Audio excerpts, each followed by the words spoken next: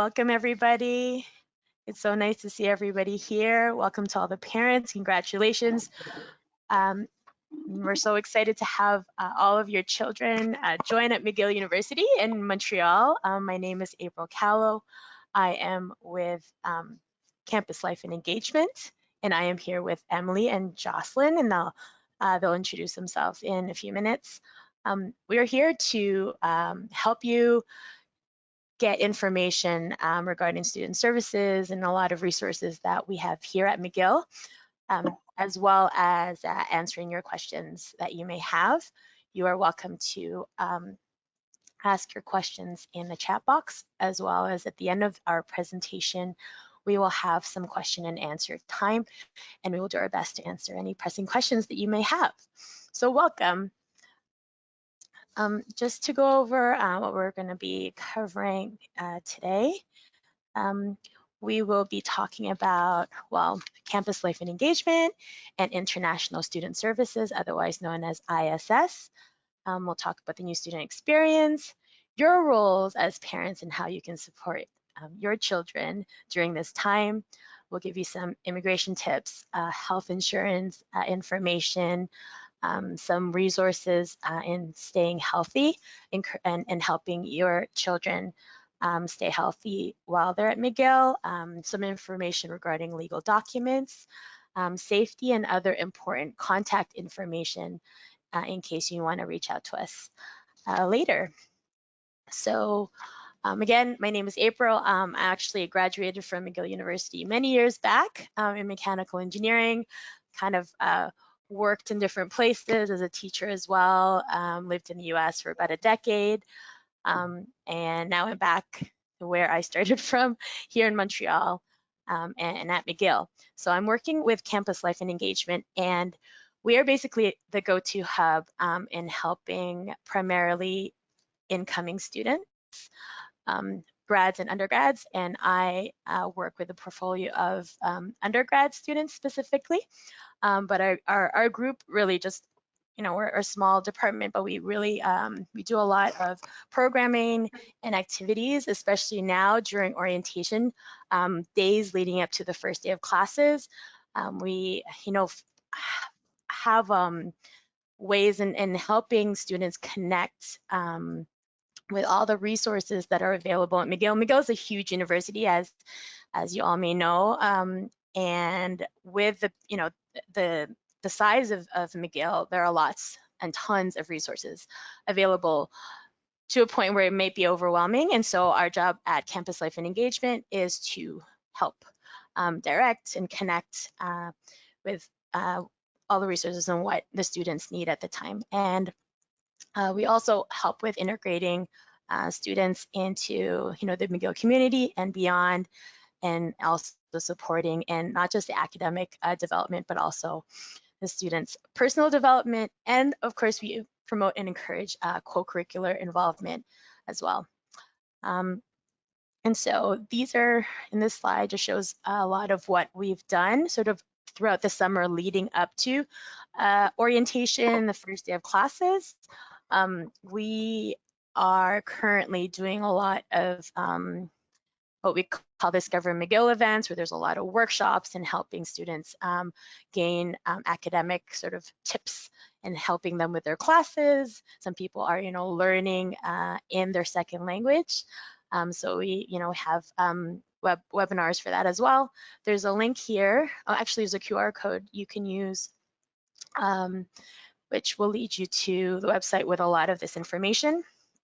And so we provide a lot of support for first generation off-campus student support, a lot of help with Francophone students, mature students, and so on.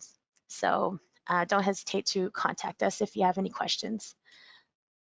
And I'll hand this over to Emily and Joss, who will introduce themselves and tell you more about International Student Services, otherwise known as ISS. Joss, do you want to give your introduction first? Sure. Thanks, Emily. So my name is Joss Porter, or Jocelyn for long. I am the local wellness advisor for international students. So I work out of the Student Wellness Hub, and I'm going to tell you a little bit more about the Student Wellness Hub later on in the presentation. But I do mental health support with international students, and I work very closely with Emily and the rest of the team in International Student Services. And yeah, I'm Emily, and similar to April, I did my undergrad and also grad at McGill, and then I went to the US for about 11 years, and then I came back, and I'm really happy to be back at McGill, a familiar, friendly environment, and it's a beautiful campus. So I work in International Student Services, and I hope there are parents here who are from abroad, from not Canada. And the services that that our office really supports is immigration advising, whether that's applying for or renewing immigration documents. We also oversee the International Student Health Insurance Plan. We've sent out a number of emails in the last 2 weeks about that, so hopefully your student has read their email. We provide numerous workshops and webinars throughout the year. For instance, right now, we have a series of international student orientation programming that goes through next week, capping off with a huge event on September 22nd, where we also invite the diplomatic corps in Montreal, and it's a big soiree for new international students. We don't advise on permanent residence, but we invite MIFI and the Quebec government and IRCC to give presentations on that topic. But we advise everything up until PR, which includes post-graduation work permit, renewing documents, and we also have advising daily. We also have a number of sociocultural events as well. Like we have some mentor programs like the Buddy program and First Friend. We do fun programs like Winter 101 and Football 101, and we do a lot of foodie walking tours throughout the city. Yesterday, I was at an orientation on academic culture, and a number of students talked about potentially being worried about feeling isolated or the competition. One of the best ways to deal with those emotions are connecting with others and making friends. And so we offer numerous programs each month for students to connect with each other. And sometimes it might help to feel connected with people who are also international or potentially from their country, to have a sense of home. So let's talk about that on the next slide, April. Actually, the next slide. So this, April mentioned at the beginning that we have a number of services here on campus to help students. As April and I both said, we worked in the US, and it's a very different culture. Canada, specifically McGill, really encourages the students to be independent and to ask questions directly. For instance, we don't do immigration advising with parents. We do immigration advising only with students, and it's the same with all of these services. The Career Center, the Wellness Hub. There's a really heightened sense of confidentiality in Canada, so only the students can ask questions and receive the services from the Student Wellness Hub. So really encourage your students to ask for help, and we are here. We have a staff all throughout the Brown Building and beyond to support and help your students succeed, not just academically, but with their health and with their immigration and with their social and personal lives as well, because university is so much more than just the academics, and that's what we're all here to do. Next slide. So as I mentioned before about the road that your students, the journey that they're taking, we gave a presentation yesterday to new students on experiencing culture shock, and this doesn't matter if people are international or Canadian. Quebec is unique. Coming to university, it's a different culture than high school or living at home. And so most students will experience a sense of a honeymoon now as they're meeting all these new students. Classes haven't yet begun. It's exciting, it's novel, it's new. But usually by around October, when midterms are becoming a reality, students may experience a sense of conflict or culture shock or homesickness. Even when I went to the US, I remember that first October, I suddenly felt alone and isolated, and I didn't know what was going on. I just started crying, and I missed my parents. And in retrospect, I realized that that was my conflict period, and it was exactly in October when I had moved in August. But then through friends, through connections, through classwork, being busy, there's a sense of recovery and adjustment. And usually by the end of that first semester, there's a sense of adjustment. But and there can also be a reverse sense of culture shock when people go home.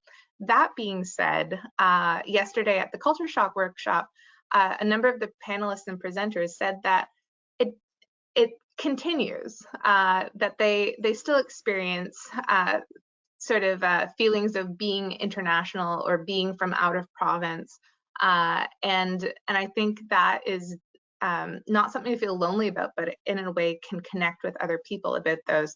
I remember when I was in first year, we all were finding, oh, you say bubbler, I say drinking fountain, I say water fountain, you say soda, I say pop. There was so much of that because McGill is so international, with almost 30% of its population from almost 150 different countries. Next slide. So as I mentioned before, usually until about early mid-September, there's the honeymoon period. Students are so excited. They're loving McGill. They love the campus. Hello, it's fall. The colors are beautiful. It's still warm out. McGill is great. And then, like I said, in October, there's that conflict period, stress coming with midterms, potentially feelings of isolation or exclusion. I found that in August and September, everyone's still going out, they're having fun, but then people hunker down and they start studying and preparing for midterms and essays and exams.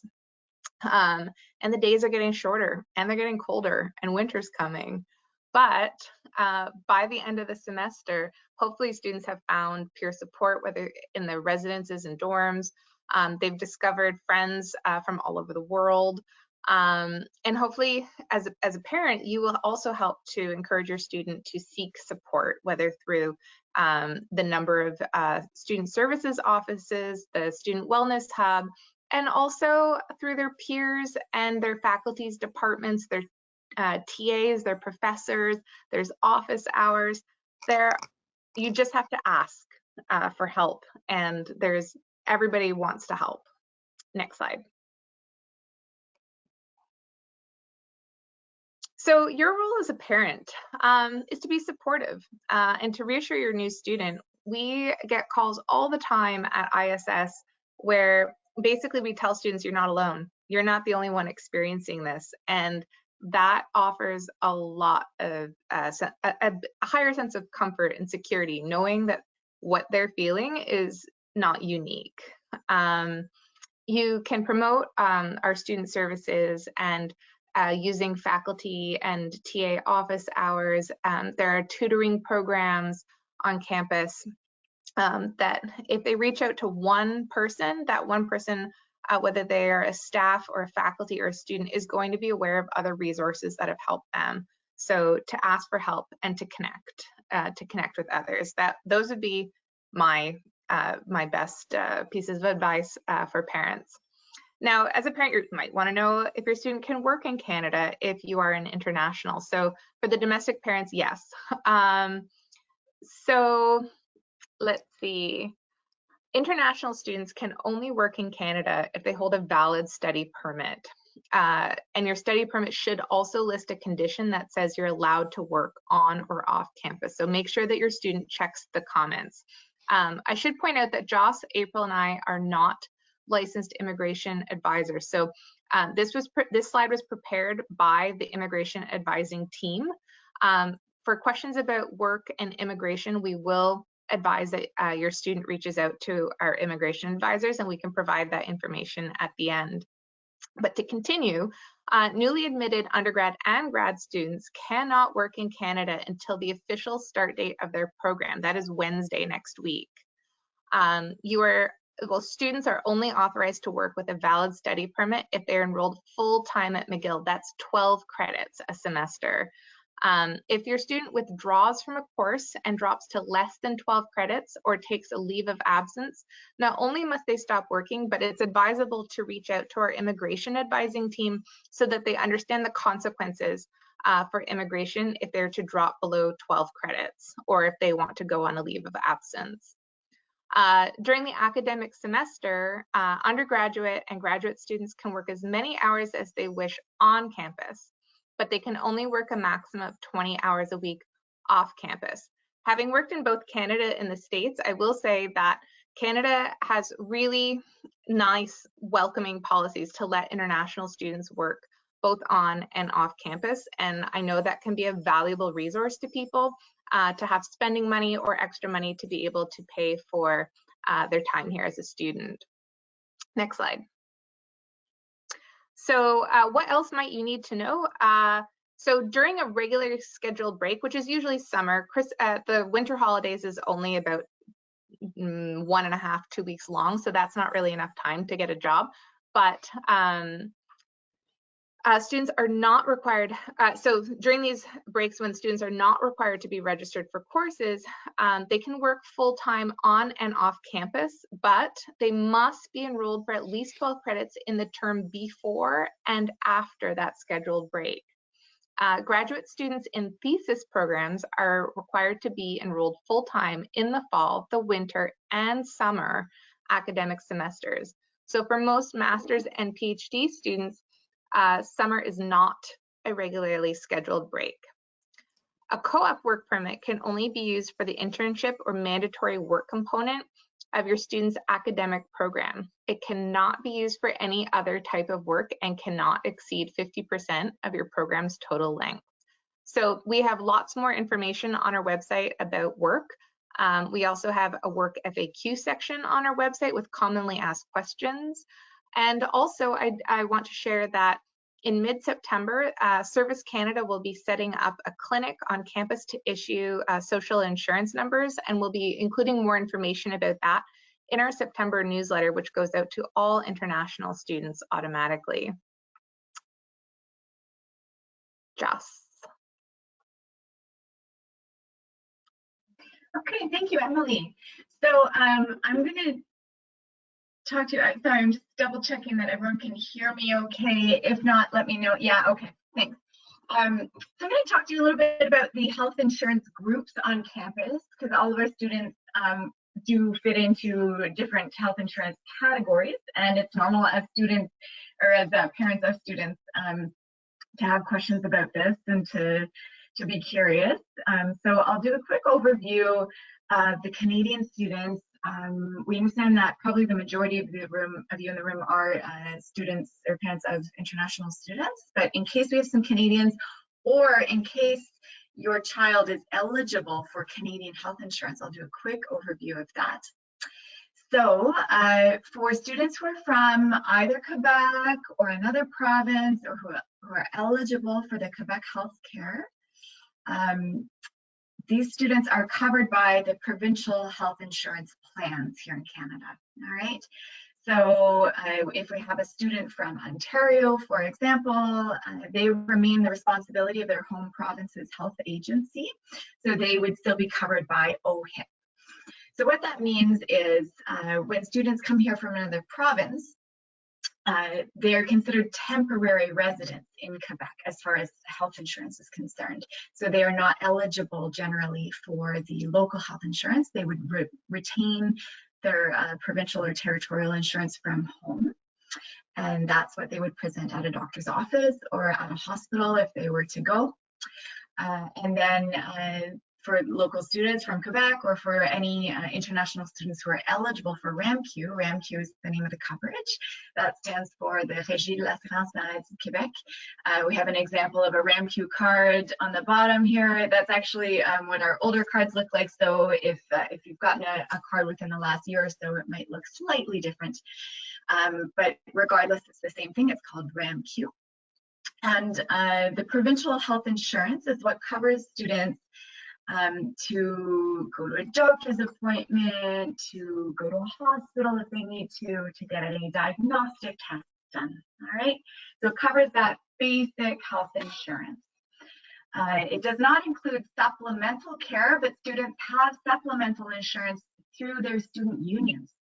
So Canadian students on their provincial plans will have supplemental care either through SSMU if they are undergraduate students, through PGSS if they are graduate students, through MCSS if they are students at Mac campus, for example. The coverage plans vary slightly, so you can learn more about them by going to studentcare.ca. We have a QR code for you there, and you would just plug in the name of the institution, so McGill, and choose the appropriate student union that your student belongs to. And then you can see the details of the supplemental coverage. But generally, supplemental coverage includes prescription medication, dental, maybe some physiotherapy coverage, psychotherapy coverage, things like that. So all those extras that aren't covered on the RAMQ plan or the home provincial health insurance plan. But together, your student will have very comprehensive coverage between their basic Medicare and the supplemental coverage through their student union plan. All right. On the next slide, thanks, April. For international students, it's a bit of a different animal. So the vast majority of our international students are not eligible for Canadian health insurance, or the Quebec plan specifically, and therefore are on the International Health Insurance Plan. Sometimes we'll call it IHI for short. That stands for International Health Insurance. Sometimes you'll hear it referred to as Medavie Blue Cross, because that is the insurance provider. That is the company that provides it. Please note that Medavie Blue Cross is not the same as Blue Cross. So for any of you coming from the States, if you're already on a Blue Cross plan, it is not the same coverage, and your coverage is not, will not cover your student here. All right, so this is mandatory. It is compulsory for all international students, unless they're eligible for an exemption. And I'll walk you through that in a moment. It is automatic, so our international students are automatically enrolled in this plan. If they are on the single plan for a single individual, it's $999 for the year. There is the option, however, if a student has a spouse or their own children, they can put their dependents on the plan as well. In terms of the exceptions to this, we have students from, there are 10 European countries, such as France, Belgium, Greece, Norway, and these countries have a social service agreement with the province of Quebec, and so students from these countries may be eligible to register for RAMQ. So that is the local provincial plan once again in Quebec. So if that's the case, students can register for RAMQ and then may be eligible for an exemption from the IHI plan. All right. So you can read all about that on our website. We go into lots of detail. We also have a specific webinar that we give on this topic. We go into, it's an hour and a half long. We go into a lot of detail about the International Health Insurance Plan and the logistics, and also how to access care as an international student living in Montreal. But the important thing to know is this is a very comprehensive plan. So it replaces that basic health insurance that Canadians have, so that coverage to go see a doctor, to go to a hospital, to get diagnostic tests done, etc. But it also includes the supplemental as well. So it includes the prescription drug coverage, the physiotherapy, the eye exams, maternity care, private psychotherapy, all of that. All right. So you can read about it on the website if this is the type of insurance that your child will be covered under. We really encourage the students as well to become familiar with it. Better to learn about it now and be proactive about it than to all of a sudden be confused when, let's say, they've injured themselves or they are unwell and they need to then interface with the healthcare system. It's better to be familiar with their insurance and how it works now, and then they're well equipped in the event that happens. So on the next slide, there's just a few little logistics about that International Health Insurance Plan, knowing that this is the plan that many of your children will be on. So a contract year extends from September 1st until August 31st. However, if this is your child's first year at McGill, they get an extra 2 weeks starting August 15th. So if they've already arrived, don't worry, they have coverage, all right? And then generally year after year, it is from September 1st to August 31st. I mentioned the price for a coverage year. They can find their Medavie Blue Cross card on Minerva and print it off from there, which I highly recommend that they do. They should carry it in their wallet on their person at all times. The reason is, in the event of an emergency, if ever they had to go to a hospital, they've got their card on them, they can present it to the hospital and hopefully avoid billing complications. All right, so that that healthcare information needs to be in their wallet, or at least saved on their phone and on their person at all times. And same thing goes for our Canadian students as well. It's very important that BC health card, for example, not be at home in your basement. It needs to be in Montreal on their person. All right. And for students who are eligible for that RAMQ exemption, they'll need to communicate with the ISS office to provide proof of their exemption. All right. We actually might have a bit of an extension here because there's a coverage or a registration delay currently with RAMQ. They're experiencing a bit of a backlog, but as long as your student is communicating proactively with us, we'll be able to grant the exemption once we have the proof.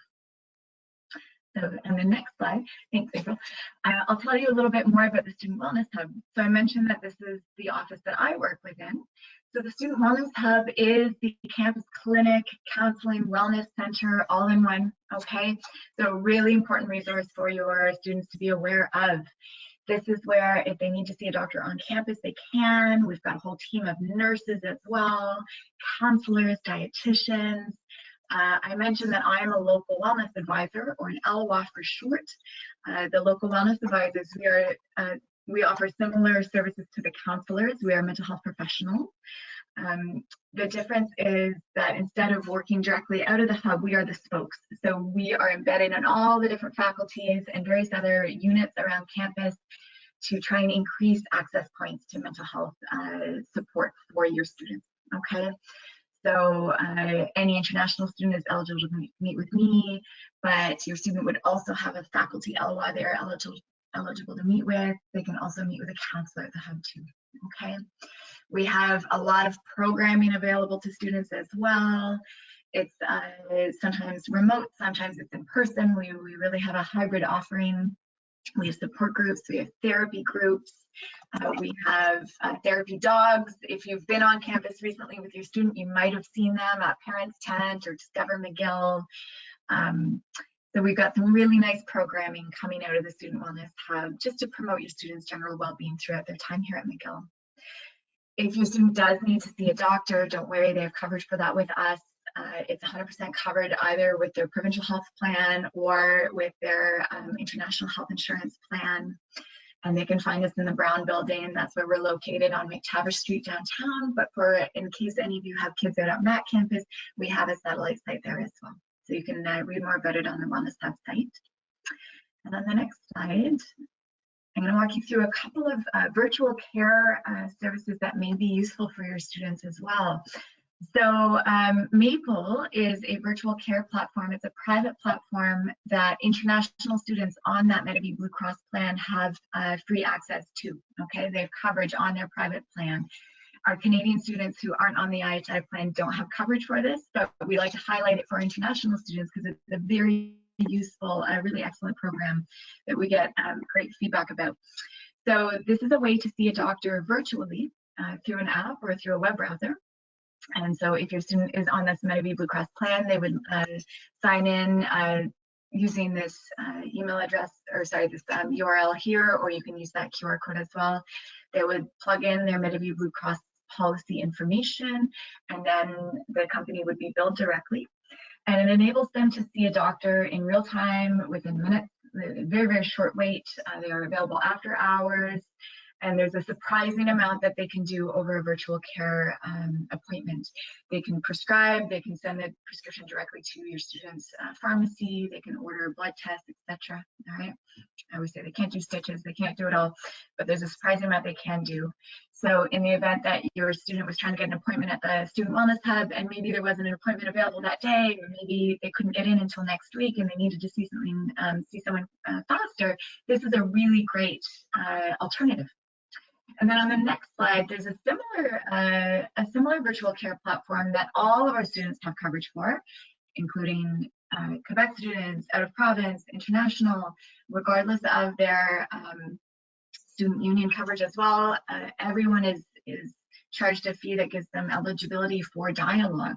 So Dialogue operates very similar to Maple. It allows a student to connect with a doctor virtually. It is a private care platform that our students have coverage for through their student union fees that they pay. So really happy to report that these additional recourses exist for your students if they need to connect with a doctor quickly. On the next slide, I'm going to tell you about one other virtual care service that our students have access to. This is not a medical service, but a mental health service. So for students who need to connect with a counselor, Keep Me Safe is an app-based service that they can use. So all McGill students have free access to this, all right? It's a real complement, once again, to what we offer at the Student Wellness Hub, but it's offered externally. So Keep Me Safe is available 24/7. Students can chat with a counselor in real time. They can set up a call or a video call quite quickly with a counselor. They can even request to speak with a counselor in any of the 60 different languages that they can provide services in, which is really nice for our international students who maybe don't speak English or French as a first language and want to be able to speak in their mother tongue. That is something that the Keep Me Safe service is able to accommodate. So very happy to report that. So another nice thing about Keep Me Safe as well is your student can access this from anywhere. They do not have to be located in the province of Quebec. They don't even have to be in the country of Canada. They can be on spring break, they can be visiting home, and they can tune in to Keep Me Safe and talk to their counselor from anywhere. So really, really nice resource to be aware of. And just more generally in Montreal, if ever your child is encountering some healthcare difficulties, here are some phone lines to be aware of. So 911 is the number to call in an emergency. All right, so that connects the person to either the police, fire department, or an ambulance, and an ambulance can be called for either a physical or a mental health emergency. All right, so very important to know. Or alternatively, a student can just present to an emergency room on their own if it's a physical or mental health emergency as well, and they will be cared for. All right, and they already have their health insurance card on them because they're carrying it on their person. We've covered that. If it's not an emergency, or let's say your child isn't sure if it's an emergency or not, they can call 811. This is a really great service to connect with a nurse or a social worker. It's available 24/7. It's also bilingual, so English and French. When we say bilingual in Montreal, those are the languages we're referring to. So the nurse at the 811 or Info Santé, as we call it, they can help the individual determine if they should go to an emergency room, say, or maybe there's a more appropriate service. So maybe your child has a sore throat. Well, they can let them know about another clinic that they could go to instead. All right. A few other resources on this slide here. Click Santé is a great tool for finding off-campus clinics. This is where people sign up for COVID vaccines as well. So hot tip, if your kid needs a booster shot, they can absolutely get it here free of charge. The public health in Quebec would happily put it in their arms for them. So Click Santé is a great resource for not only those COVID-related appointments, but also just finding, let's say, an appropriate clinic. But also on the Student Wellness Hub website, we have an off-campus clinic page where we walk through by need all kinds of different clinics in Montreal, and they would just reach out to that clinic and book an appointment. And then we have a variety of different hospitals, many excellent hospitals in Montreal. All hospitals here are public, all right? What that means is there are no private or separate hospitals that some people can access and not others. So I mention that because depending on what country you may be coming from, it may be a different reality back home. But here, everyone uses the same hospital system. And that includes our international students, our out-of-province students, and our local students as well. Emergency wait times are often very long here, and that is just because it's a priority system. If your child is very ill or very injured and they had a very dire need, they would be seen very quickly, I can assure you of that. But if they were to present to an emergency room with, let's say, a UTI or a sore throat, they would wait a very long time because the hospital will see everyone else with a more urgent need first. All right. So I always say, if it's not an emergency, don't go to the emergency room. Go to an after-hours clinic, maybe. All right. Use Maple. Use Dialogue. Use that instead. If you're not sure if it's an emergency, call 811 and they will guide you. All right. And all of our insurance types are accepted at hospitals here. And that's a little photo of the Montreal General Hospital, which we often highlight just because it's the closest hospital to our downtown campus. All right, back to Emily. So hopefully your student is here on campus. Your student will have needed to have received their CAQ and study permit, and obviously their passport. For anyone who's not yet here on campus, students should not make travel plans until they have received the CAQ, the study permit, sorry, the letter of introduction, and the TRV or ETA if one is eligible for that. If your student arrived here without these documents, please have your student contact our office right away. Yes, there are delays with study permits with IRCC.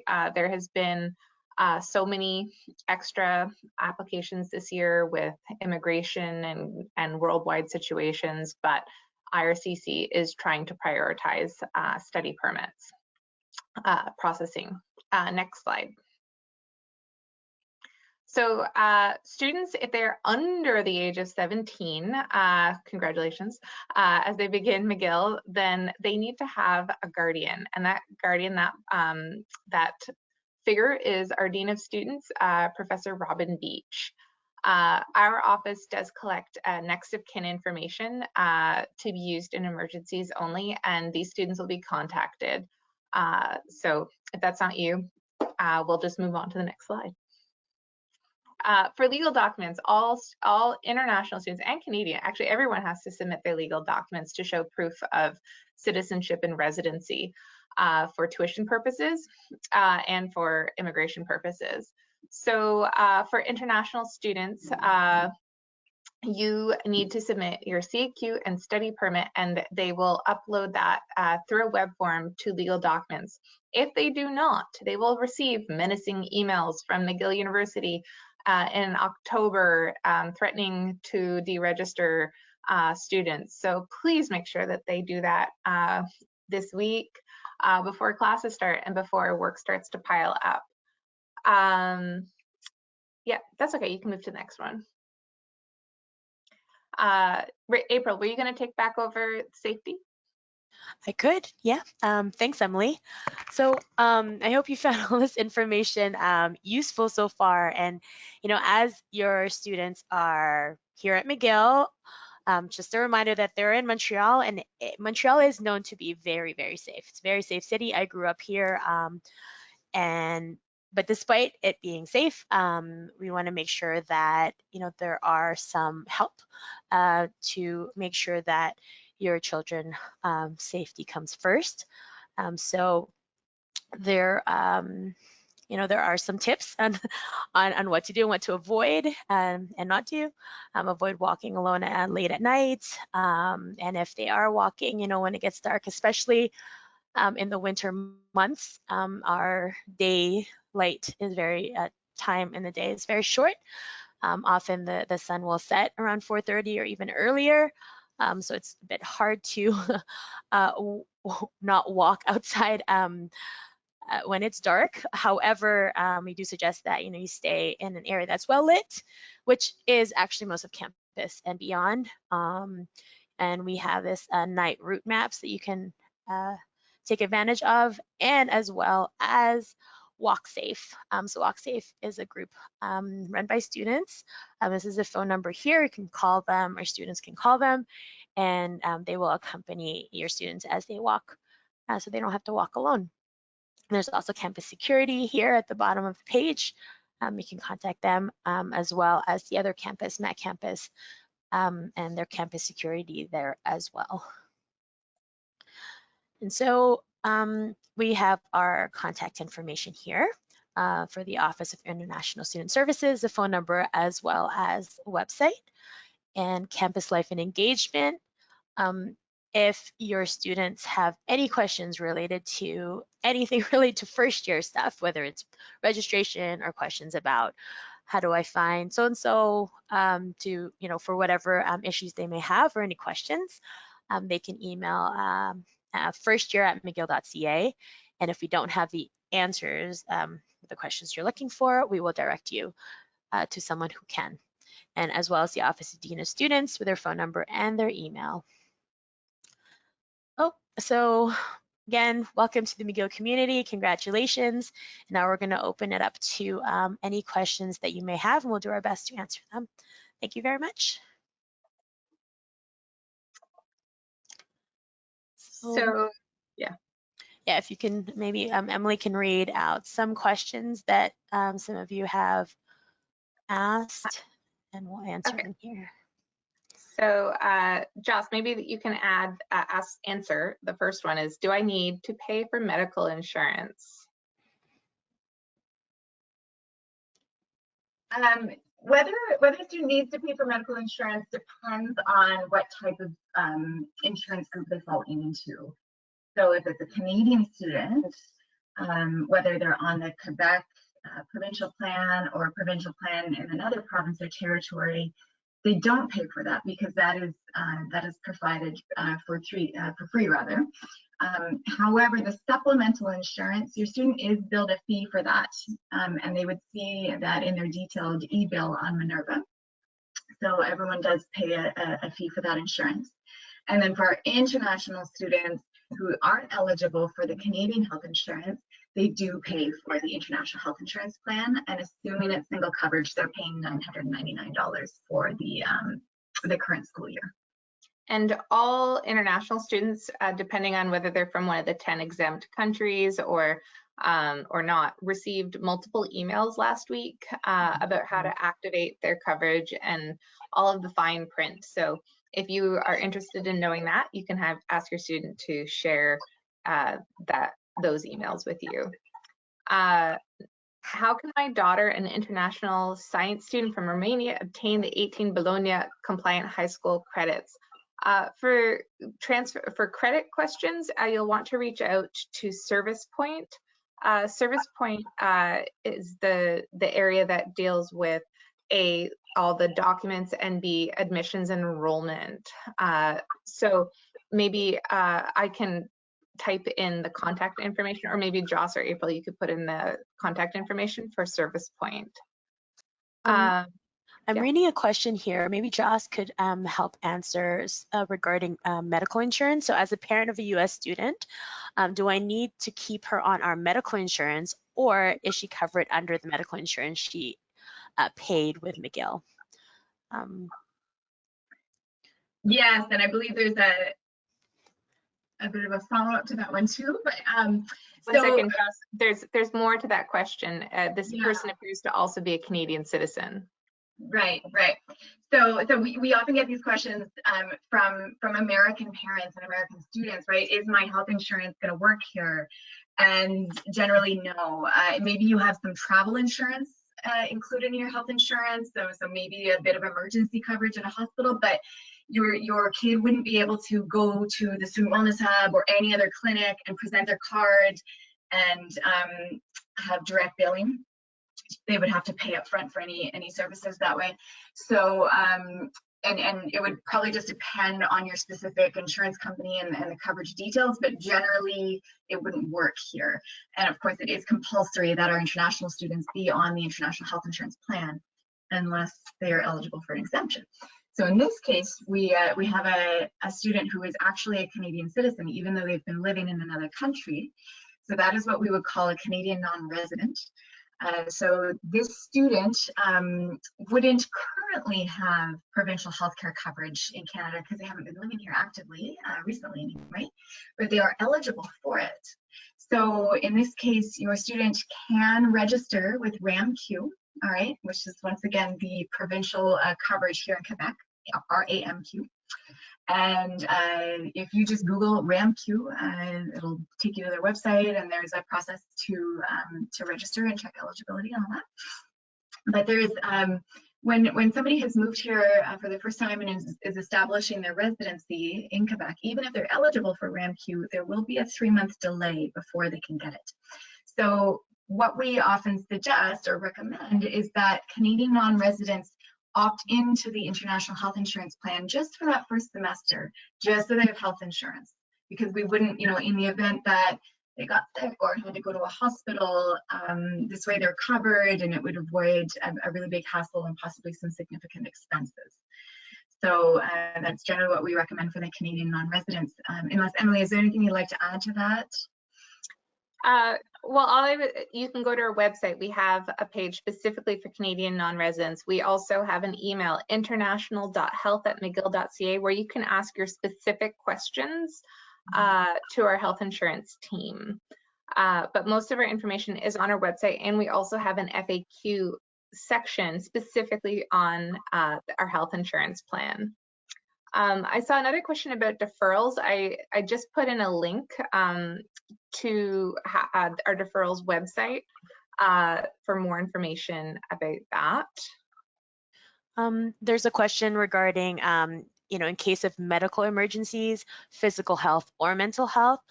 The question asks, what do you recommend a student do? And Josh has spoken about that regarding, emergencies, that, we do have great hospitals and you can go to the emergency room in case of emergency.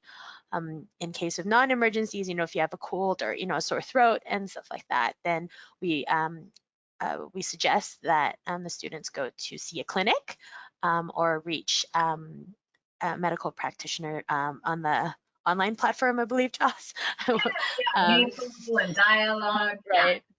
Or call the Student Wellness Hub. But students can also go to off-campus clinics as well. And so there was that search engine, Click Santé. But there's also on the Student Wellness Hub, we have the off-campus care offerings listed there too. Right. Another question for you, Joss. Do you have information about health proxies or HIPAA releases in Canada? Yeah, I was trying to answer that question privately as well. That gets into more legal territory, so I wouldn't want to hazard an answer to that. I believe the question is specific to, authorization for release of information and medical emergencies, etc. So more generally here, a person of majority, so anyone 18 and over, actually medical age of consent is 14 here. So anyone over the age of 14, their information is private. Parents do not have a right to access it without their consent. That said, if somebody is between the ages of 14 and 18 and they're hospitalized overnight, then parents do have the right to some information at that point. But certainly if they're over the age of 18, what gets shared with anyone else, including parents, is the adult's choice, right? So that is up to them. Although I do understand, sometimes parents have questions about, in the event of a medical emergency, could they communicate with the hospital? And so that really would be a question to ask the individual care site, or if you were trying to prepare documents in advance, and which is the impression I get from this question, you could reach out. We have a really excellent legal service at McGill called LICM, which stands for the Legal Information. What's the C for? Clinic McGill. There we go. And they can provide releasable legal information for free. There's a question about students residing in the United States but with French nationality. Are they eligible for the Quebec plan? The answer is generally speaking no, because RAMQ has a list of documents that they need to make that happen. And one of those documents is the Social Security as part of your living in France, being a permanent resident there. So generally speaking, I would look at the list of documents needed on the RAMQ site to see if you are eligible, but generally speaking, you need to be a citizen and be a permanent resident in that country in order to be eligible for the provincial healthcare plan. April or Joss, does WalkSafe provide rides to students? I know that there is a DriveSafe. Right, so there's sort of an equivalent, which they work together, so WalkSafe and DriveSafe.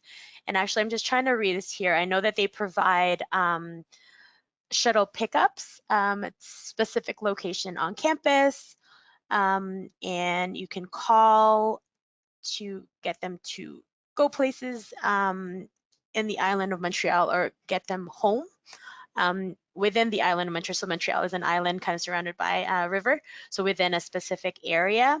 Then again, it's a student-run organization, so they are limited to a certain extent, but other services are available. So again, it's called Drive Safe, just like Walk Safe. They're there for you, students. I see a question about someone being eligible for Situation 8. How does that affect the health insurance choice? Joss, do you know what Situation 8 is? I have no idea.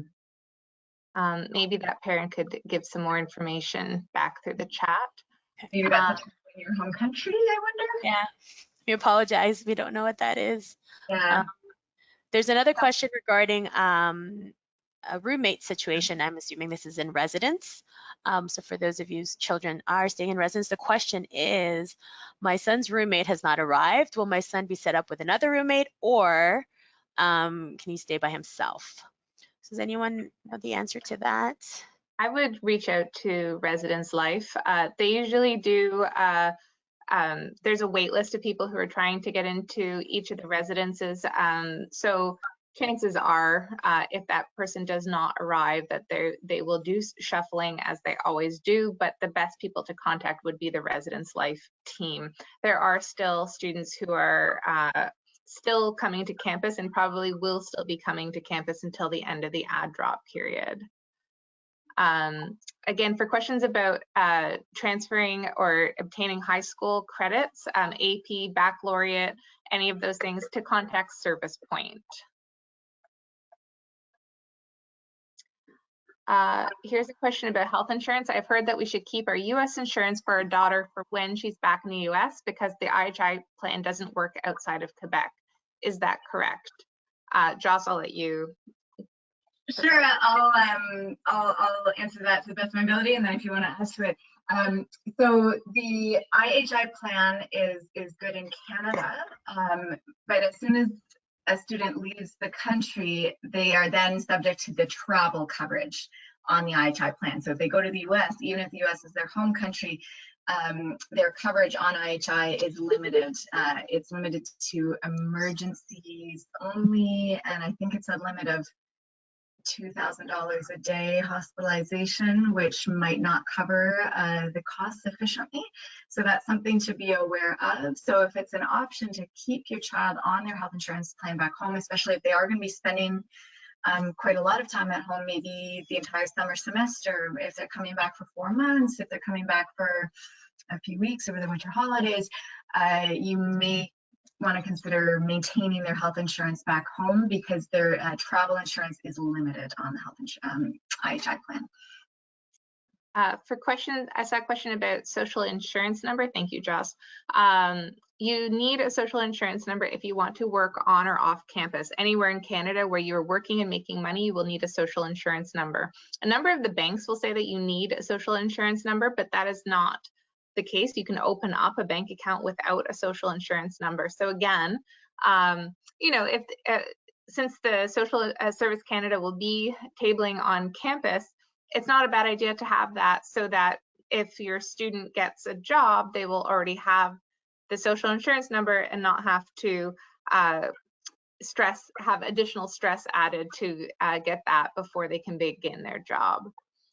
I see more about the Situation 8. Just, can you read that?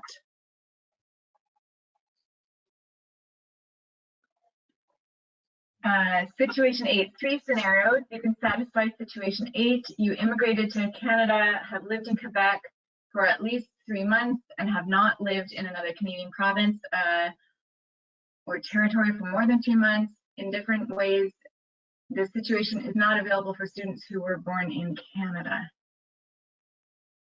I think I would write an email to our health team at international.health@mcgill.ca for better guidance on that. Also, it sounds like the situations, potentially the situations that make you eligible for Quebec tuition.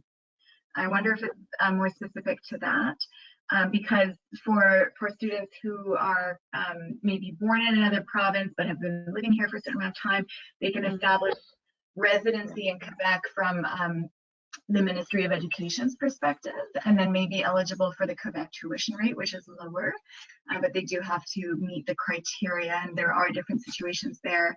But what's important to know is The definition of a Quebec resident depends on the government ministry. So the definition of Quebec resident for tuition purposes is not the same as the definition of a resident for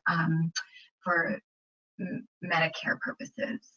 So to be eligible for RAMQ, if you're coming from another province, you have to have lived here for at least a year, not as a full-time student.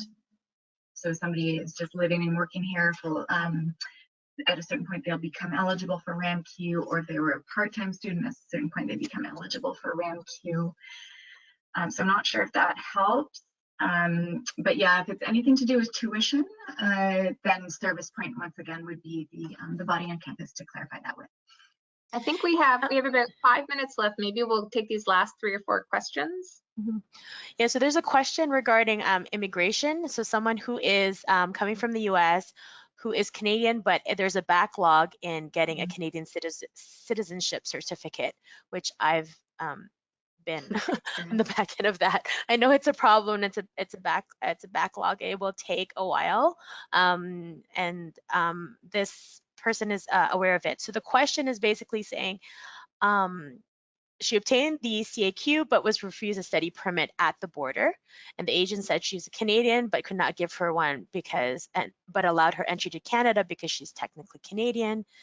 The question is, what do I need to do to meet the McGill's document requirements for an international student? So for that, you can have your student contact the legal documents team, and also contact our immigration advising team as well. So I already put in, I believe, the legal documents Service Point contact, and Joss, maybe you could put in our RFI link to my ISS.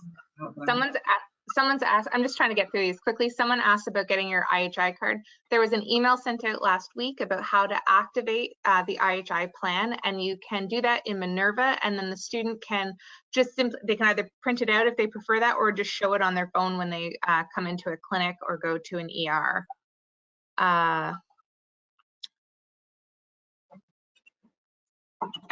For individual questions about what is covered on IHI, again, students can always email international.health@mcgill.ca. Joss, you might be able to answer the question about getting a second vaccine injection for hepatitis B.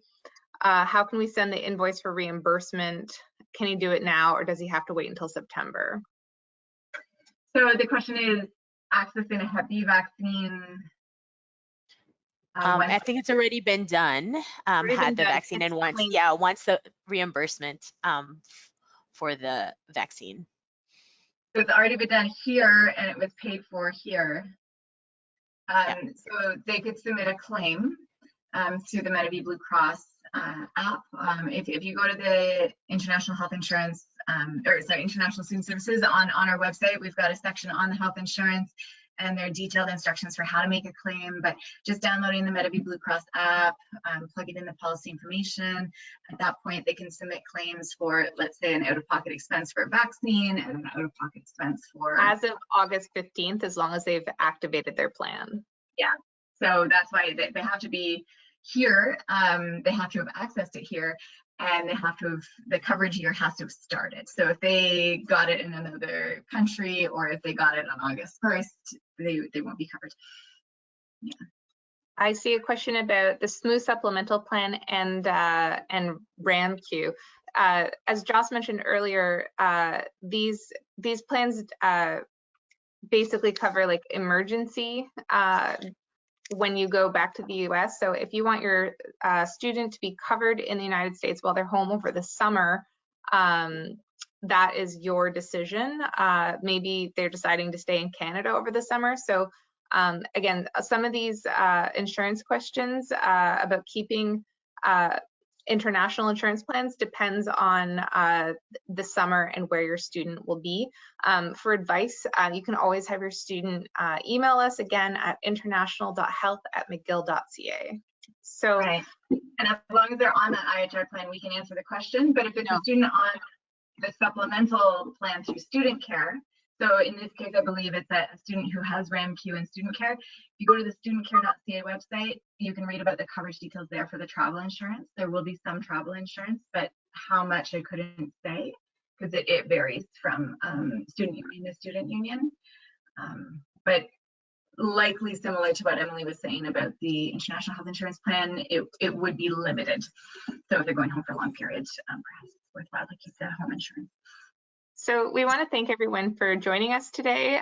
We wish you all the luck and success to your student. Again, just know that the best ways to support your student is encouraging them to ask for help if they need it. And you can let them know after today all of the places on campus, including student services, that can support your students' growth and development. So have a great afternoon, evening, morning, depending on where you're from. We look forward to welcoming your student this week and next week.